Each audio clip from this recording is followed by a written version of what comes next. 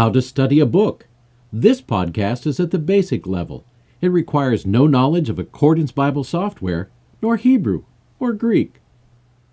There comes a time when every student of the Bible is ready to abandon pre-made studies, no matter how good they are, and explore on his or her own. Most scholars recommend such students consider studying a Bible book as their first venture.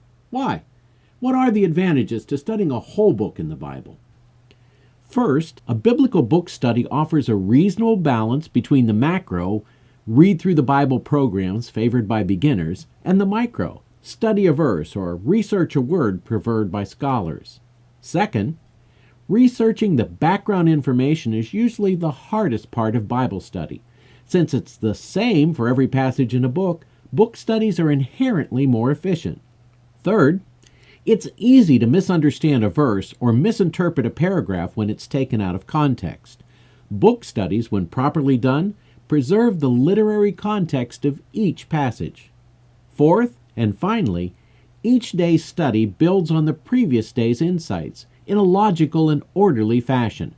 This kind of methodical study encourages students to integrate their insights over time into a holistic worldview. Background information.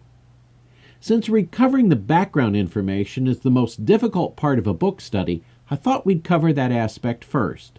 A book's background information is also often referred to as its introductory matters. Either term is fine, and both refer to the answers to a series of questions required to properly interpret the book. Think of this information as the frame in which the information of the book itself is placed. These are questions like: author, who wrote it? Audience, to whom was it written? Message, what is its point and purpose? Point is, what is it saying, while purpose is, what sort of change does the author hope the audience will make after reading it? When was it written, or in some cases, when was it edited? While many of the New Testament epistles were probably each written in a day or two, the information in some of the books in the Old Testament was gathered and written over several hundred years. Genre. In what literary style was it written? Is it a history, a gospel, an epistle? Perhaps a collection of sayings or songs? Organization. How is it arranged? Here, we ought to pay not only close attention to the arrangement, but also how much space is devoted to each section, as the latter can give us an idea of the author's priorities. And finally, uniqueness. What is special about this book? Why was it treasured and preserved? What does it contribute to history, theology, spirituality, community life, and those sorts of things? So where do we find such information? Well, some of it will be in the book itself, but it often helps to review such matters beforehand. Different scholars have considered these books for hundreds, if not thousands of years. Frankly, there's no sense in not taking advantage of their work. Just as there's no sense in reinventing the wheel every time we want to go somewhere. However, it is critical that we get quality information. That means using quality resources. Here are my suggestions in order of preference. If you don't already have a good Bible dictionary, consider purchasing one.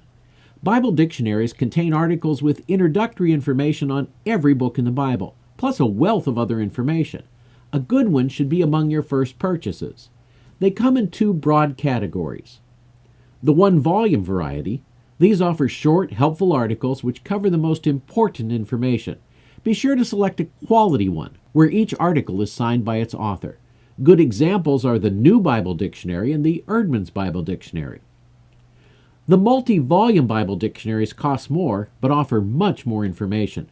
There are two real standouts here. The various IVP dictionaries found in the Essential Reference Set. They offer excellent state-of-the-discipline conservative scholarship, and the Anchor Yale Bible Dictionary, which is the current critical standard. Both are must-have resources for students in biblical studies. Old Testament and New Testament introductions are also good resources, as each contains introductory material for every book in their respective canons. That's very different from the third resource I'd recommend, commentaries, which usually just cover a single book. Written by one author, these are among the most biased books in biblical studies, though a really good one will survey all the different positions on a subject before choosing one. I recommend foregoing purchasing one until you have a good multi-volume Bible dictionary and an Old and New Testament introduction. At that point, you're probably ready to specialize. Finally, Study Bible Notes. Now, study Bibles come in all sizes and qualities. They offer entry-level material suitable for someone just starting to study the Bible. While they originally offered great portability, something someone could easily carry to a Bible study, now Accordance on an iPad or iPhone offers users much better resources. Still, these study Bibles remain very popular, and they are inexpensive enough that users can purchase several, written from different perspectives. Switching back and forth between these kinds of resources is a snap. Just in case you're interested, here are a few of my favorite resources in Accordance. Techniques. So how does one begin a book study? First, research the introductory matters, the things we just talked about. To do this, we open one or more Bible dictionaries. Each will open in a tool window where we can type the name of the book in the search entry window. If you'd rather use a commentary, I recommend opening it in its own tool window too. Once the commentary is open, click the browser's disclosure triangle and navigate to the book's introductory sections. If you decide to open a commentary in a parallel pane instead, remember you'll have to scroll up to read the introductory section, as it always precedes the verse-by-verse commentary. Now that we're aware of the introductory issues, we should read the book rapidly in a single sitting, preferably in a translation that's really easy to read. While we're doing this, it's good to highlight the key words and themes, jot down our thoughts, and write down our questions too, as this preserves our initial impressions of the book. Using Accordance's User Notes feature keeps our notes organized and linked to specific verses in the book. Here's a workspace that we could use for an initial read-through of a book. Notice how simple it is. The largest space is for the text. There's also a place to jot down our notes and the highlight palette. Notice that there's no instant details box, no commentary in a parallel pane, not even a library window or a resource palette. There's nothing here to distract us from the text during this initial reading. The third step is to work through the book paragraph by paragraph, from beginning to end. We should work through as many paragraphs each day as time permits. Begin by investigating all of the following items: important words, unfamiliar names or places, quotations and parallel passages, and anything else that just happens to pique our curiosity. Continue by evaluating each paragraph in the light of the whole book. We should synthesize what we've discovered and ask, what is the main point of the paragraph? How does the other information support it? What was or is its intended effect? What does it contribute to the book? And of course, we should not forget to ask, how should I personally respond? Again, we should be sure to jot down our discoveries and insights in user notes. This preserves our work, making it easy to benefit from it again and again every time we read the book. For this activity, we'll probably want to add a bit more to our workspace. Notice I've added Fee's How to Read the Bible book by book in a parallel pane. That resource will help us keep our place in the book. I've also added the Instant Details box so we can quickly look up unfamiliar terms, and the resource palette in case we want to investigate even more about a particular subject. Finally, as we conclude the book study, we should summarize our overall impression of the book, include how studying it changed us personally, and let's be sure to recommend it to others who'd benefit from it. Now, here are some more tips in Accordance. While the book of Judges or Ruth will both make great first book studies in the Hebrew Bible, consider something like Philippians in the New Testament, which is what we're going to work with today. The first thing I'm going to do is to open my highlights palette by pressing Option Command 4. Here's my highlight palette, and all I have to do is to select a word, let's say servants here, and put audience. Or let's say I want to select Paul here, and I'll put author. Now we can do this in a variety of different ways, and of course with different highlights depending on what you've already set up. I'll just do one more here and I'll say, well, this is an important phrase, and you can see that it goes very, very quickly. Now, of course, I'm going to want to add some user notes here. So I'll select Dr. J's Judges Notes, even though I'm going to be adding notes in Philippians. I'm going to select this verse right here and simply type Command U. And I'll put a note here. This book was written by Paul. I'll click Update, and you'll be able to see that right here I've gone ahead and added my first user note.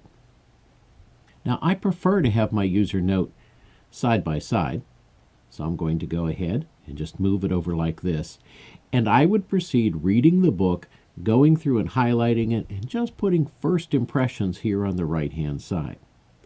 Now at the point that I'm ready for a paragraph study, I'm going to want to add a couple more resources. Option Command 1 will display my library, while Option Command 2, my resource palette, and Option Command 3, Instant Details. The Instant Details in particular is a great way to look up individual words. Let me double-click Remembrance, or at least highlight it so that you can see here. Of course, if I just hover over it, I'm going to get the basic Strong's data, since I'm in a key-numbered text. If I press the Command key, I'm going to get the related Strong's Dictionary. In this case, it's Greek keys. And if I press Option Command, I'm going to get the first article in a Bible dictionary. This is an easy way to acquire those bits and pieces of knowledge that make reading through the text and understanding the paragraph so much more meaningful. Now, I'll probably also want another tool here. I'll want an outline. In order to access that outline, I'll go over here to Parallel Panes and I'll say, How to Read the Bible. I happen to like this How to Read the Bible book by book because it gives a little synopsis of the paragraph, but it really helps me keep my place in the book. That way I can make sure I'm preserving the literary context. By the way, if you don't already own that, I'd recommend it, but certainly you probably own outlines. In this case, I can see that I'm in the salutation in verses 1 and 2. I also want to take a moment and show you the difference between opening a commentary in a parallel pane and opening it in its own tool window. Because of lack of space for these podcasts, I'm going to go ahead and open the commentary here, replacing outlines. Notice that it opens to the first verse of the first chapter of Philippians. If I want to see the introductory information, I actually have to scroll through all of this material. But I can promise you at the top of these footnotes, there is the introductory material. Notice how much easier it is to simply open it here. Now notice it's in its own tool window. I open the browser here. I'll expand it just a bit. Scroll down to the book that I'd like to look for. In this case, that happens to be Philippians. And I can go directly to the introductory material. All I have to do once I'm done reading the introductory material is to go back to my other tab, or, if you have a large monitor, a previous zone, and continue reading. As you can see, Accordance makes studying a book of the Bible easy. The topic of this week's study was suggested by one of our users on the podcast forum. If there's a topic you'd like us to cover, we'd be thrilled to hear about it. Just post it on our forum, or drop me a note at drj@accordancebible.com. This has been Dr. J for Accordance Bible Software. Thank you for watching this episode of Lighting the Lamp.